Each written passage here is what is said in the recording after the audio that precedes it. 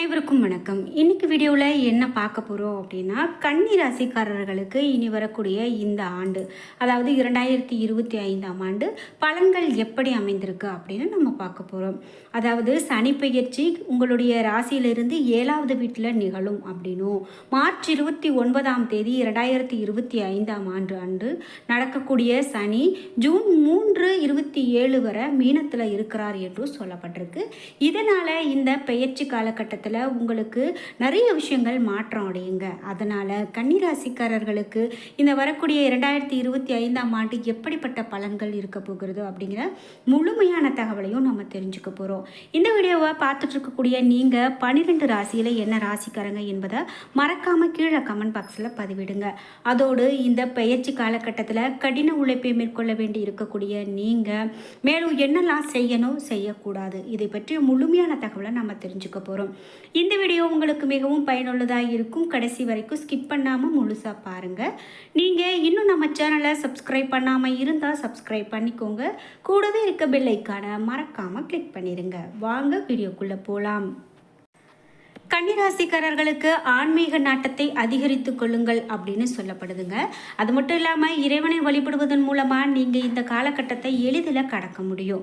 உங்களுக்கு இந்த வருடம் வரக்கூடிய வருடம் உத்தியோகத்தை பொறுத்த வரைக்கும் பலன்கள் எப்படி இருக்கும் அப்படின்னு கேட்டிங்கன்னா, தடைகள் மற்றும் தாமதங்களை எதிர்பார்க்கலாம். இருந்தாலும் மனம் தளராமல் இருக்கிறது நல்லது. நேர்மறையாக இருப்பது சிறப்பு. பணிகள் மலை போல உங்களுக்கு குவியலாம். எனவே குறிப்பிட்ட காலக்கெடுவுக்குள்ள பணிகளை முடிக்க அதிக முயற்சிகளை மேற்கொள்ள வேண்டி இருக்கும். சில சக ஊழியர்கள் அல்லது நெருங்கிய கூட்டாளிகள் மூலமா நீங்க சில ஏமாற்றங்களை சந்திக்க நேரிடலாம். தொழில் முயற்சிகளை கூடுதல் கவனம் தேவைப்படுவது உங்களுக்கு சொல்லப்படுது. விதிமுறைகளை நன்கு அறிந்து கொண்டு அதன்படி நடப்பது நல்லது. தவறான புரிந்துணர்வை தவிர்க்க வெளிப்படையாகவும் நேர்மறையாகவும் தொடர்பு கொள்வது சிறப்புங்க. இந்த காலகட்டத்தில் குறுக்கு வழிகளில் பலனை தர வாய்ப்பு இல்லை அப்படின்னு சொல்லப்படுறதால நீங்கள் கவனமாக இருக்கணும். விடாமுயற்சியும் கடின உழைப்பும் மட்டுமே உங்களுக்கு வெகுமதியை பெற்றுக் கொடுக்கும். சரி, இந்த கன்னிராசிக்காரர்களுக்கு அடுத்து வரக்கூடிய காதல் குடும்ப உறவெல்லாம் எப்படி இருக்கும் அப்படின்னு கேட்டிங்கன்னா, இது காதலுக்கு சாதகமான காலகட்டம் அப்படின்னே சொல்லலாம். அதே போல் ஒற்றையர்கள் தங்களுடைய உணர்வுகளை வெளிப்படுத்தவும் பிணைப்பை வலுப்படுத்தவும் சாதகமான இருக்கும் அப்படின்னு சொல்லப்படுது. உங்களுடைய காதல் உறவு அர்த்தமுள்ளவராக உங்களை மாற்றும். அதே போல் ஒளிவு மறைவின்றி செயல்பட வேண்டும். உங்களுடைய காதலுக்கு பெற்றோருடைய ஆதரவு கிடைக்க தாமதம் ஆகலாம். ஆனால் நம்பிக்கையை இழக்காமல் இருங்க. தன்னம்பிக்கையுடன் செயல்படுங்க. இது இறுதியில் உங்களுடைய உறவுகளை பலப்படுத்தும். எதற்கும் நீங்கள் அவசரப்படாமல் இருக்கிறது நல்லது அப்படின்னு சொல்லப்படுது. மன அமைதி காண்பதில் அதிகமான கவனம் செலுத்துறது நல்லது. சில நேரங்களில் உங்களுடைய விஷயங்கள் உங்களுக்கு கட்டுப்பாட்டிற்கு அப்பாற்பட்டதாக இருக்கும் என்பதை நீங்கள் ஏற்றுக்கொள்ளணும்.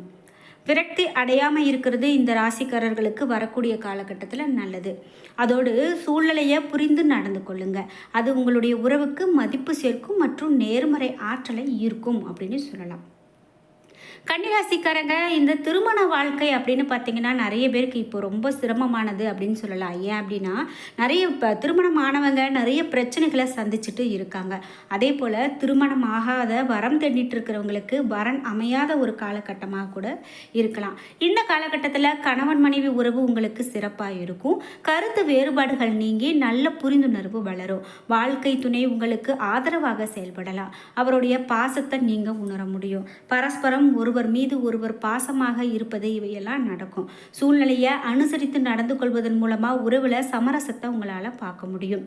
சவாலான காலகட்டங்களில் ஒருவருக்கு ஒருவர் துணையாக இருப்பது நல்லது. இது சவால்களை எளிதாக்கும் மற்றும் பிணைப்புகளை வலுப்படுத்தும் அப்படின்னு சொல்லலாம்.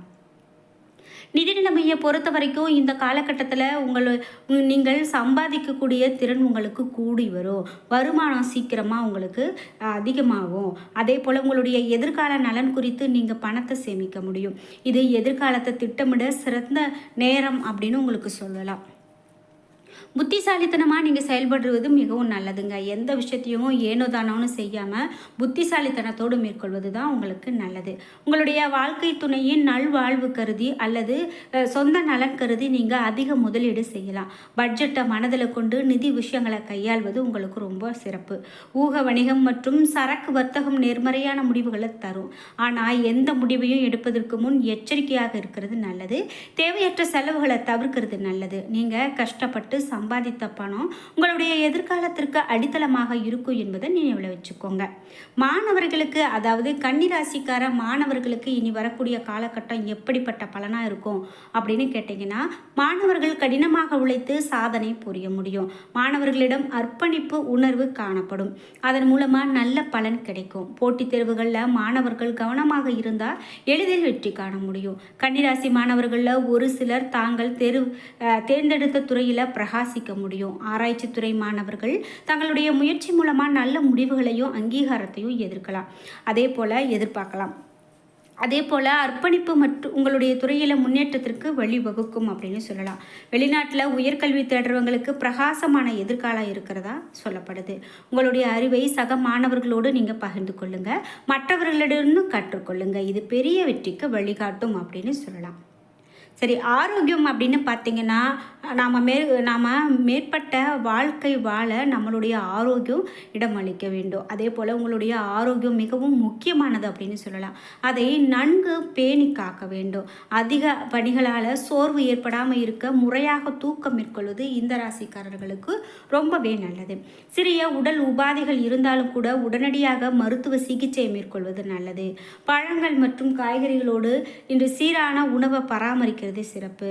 அதிகப்படியான சர்க்கரை மற்றும் ஆல்கஹால் தவிர்ப்பது நல்லது. உங்களுடைய முழங்கால் மற்றும் எலும்புகளுக்கு அதிக கவனம் செலுத்துவது சிறப்பு.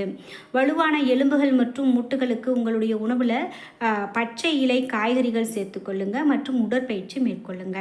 சரி, உங்களுக்கு பரிகாரமாக என்ன சொல்லப்படுது அப்படின்னு கேட்டிங்கன்னா, சனிக்கிழமை நாட்களில் உடல் ஊனமுற்றவங்களுக்கு நீங்கள் ஏதாவது உணவுகளை தானமாக கொடுக்கறது நல்லதுங்க. ஒவ்வொரு சனிக்கிழமையும் விநாயகர், அனுமன் மற்றும் சனி பகவான் பிரார்த்தனை செய்து கொள்வது சிறப்பு. தினமும் ஹனுமான் சாலிசாவை படிக்கிறது கேட்கறது ரொம்ப சிறப்புங்க. சனிக்கிழமைகளில் ஏழைகள் மற்றும் வீடற்றவங்களுக்கு போர்வை மற்றும் துணிகளை தானமாக கொடுக்கலாம். சனிக்கிழமைகளில் மது மற்றும் அசைவ உணவை தவிர்க்கலாம். நாய்கள், காகங்கள் மற்றும் பறவைகளுக்கு சனிக்கிழமைகளில் உணவு மற்றும் தண்ணீரை கொடுக்கலாம். முதியவர்களுக்கு நீங்கள் தொண்டு செய்தீங்க அப்படின்னா போதும், அதுவே உங்களுக்கு சிறப்பான பலன் அப்படின்னு சொல்லலாங்க. அந்த வகையில் இனி வரக்கூடிய காலகட்டம் உங்களுக்கு ரொம்ப சிறப்பான பலனை கொடுக்கக்கூடியதாகத்தான் இருக்குது. நீங்கள் எதற்குமே கலங்காமல் முன்னேறி செல்வதற்கு நீங்கள் தைரியத்தோடு இருந்தாலே போதுமானது அப்படின்னு சொல்லலாம். இந்த வீடியோவை பார்த்துட்டு இருக்கக்கூடிய நீங்கள் கன்னிராசிக்காரர்கள் அப்படின்னா, இந்த 2024ஆம் ஆண்டு உங்களுக்கு பலன்கள் எப்படி அமைந்தது, அதே போல் இனி வரக்கூடிய ஆண்டு நீங்கள் என்னெல்லாம் எதிர்பார்க்குறீங்க அப்படிங்கிற உங்களுடைய கருத்துக்களை மறக்காமல் கீழே கமெண்ட் பாக்ஸில் பதிவிடுங்க. உங்களுக்கு நிதி ரீதியாக பார்த்தீங்கன்னா, இந்த வருடம் நிதி ரீதியாக கன்னிராசிக்காரர்களுக்கு நேரம் நல்லா இருக்குது அப்படின்னு சொல்கிறாங்க.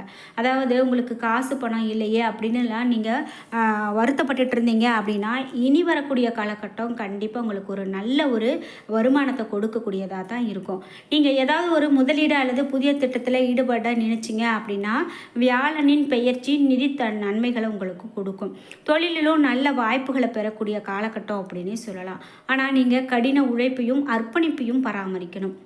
குடும்ப வாழ்க்கையில் உங்களுக்கு நல்லிணக்கம் அப்படின்னு பார்த்தீங்கன்னா கண்டிப்பாக இருக்கும். உங்களுடைய குடும்ப உறுப்பினர்களுடன் நல்லுறவை பேணுவீங்க. இந்த ஆண்டு உடலினுடைய பலவீனமான பாகங்கள், குறிப்பாக முதுகு மற்றும் வயிற்றில் அதிக கவனம் செலுத்துறது நல்லது அப்படின்னு சொல்கிறாங்க. கன்னிராசிக்காரர்களுக்கு இது ரொம்ப ரொம்ப சிறப்பானதாக இருக்கும் என்றே சொல்லலாங்க. இந்த வருடத்தில் நீங்கள் மேற்கொள்ளக்கூடிய விஷயங்களில் திட்டமிட்டு கவனமாக மேற்கொண்டால் மட்டும் போதுமானது. குடும்பத்தில் சின்ன சின்ன கருத்து வேறுபாடுகள் அவ்வப்போது வரும், ஆனால் அது பெரிதாக எந்த பாதிப்பையும் ஏற்படுத்தாது. அதுக்காக நீங்கள் பயந்துக்க வேண்டாம். குறிப்பாக உங்களுடைய குடும்பத்தில் எவரிடமாவது பழைய பிரச்சனை பற்றி விவாதித்தீங்க அப்படின்னா அது கண்டிப்பாக அது விவாதமாக போயிட்டே இருக்கும். அதனால் அது விவாதிக்காமல் நீங்கள் அதை விட்டு வர்றதே நல்லது அப்படின்னு சொல்லலாம். இப்படியாக கன்னிராசிக்காரர்களுக்கு இனி வரக்கூடிய இந்த 2025ஆம் ஆண்டு பலன்கள் இருக்குது அப்படின்னு சொல்லலாங்க. இந்த வீடியோவை பார்த்துட்டு இருக்கக்கூடிய உங்களுக்கு பிடித்த கடவுள் யார் என்பதை மறக்காமல் கீழே கமெண்ட் பாக்ஸில் பதிவிடுங்க. என்ன நண்பர்களே, இன்றைக்கி வீடியோவில் கன்னிராசிக்காரர்களுக்கான பலன்கள் எப்படி இருக்க போகிறது அப்படிங்கிற நாம் தெளிவான தகவலை தெரிஞ்சுக்கிட்டோம். இந்த வீடியோ உங்களுக்கு பயனுள்ளதாகவும் பிடித்திருந்தாகவும் மறக்காமல் வீடியோக்கு ஒரு லைக் பண்ணுங்கள், ஷேர் பண்ணுங்கள், கமெண்ட் பண்ணுங்கள். நீங்கள் இன்னும் நம்ம சேனலை சப்ஸ்கிரைப் பண்ணாமல் இருந்தால் சப்ஸ்கிரைப் பண்ணிக்கோங்க.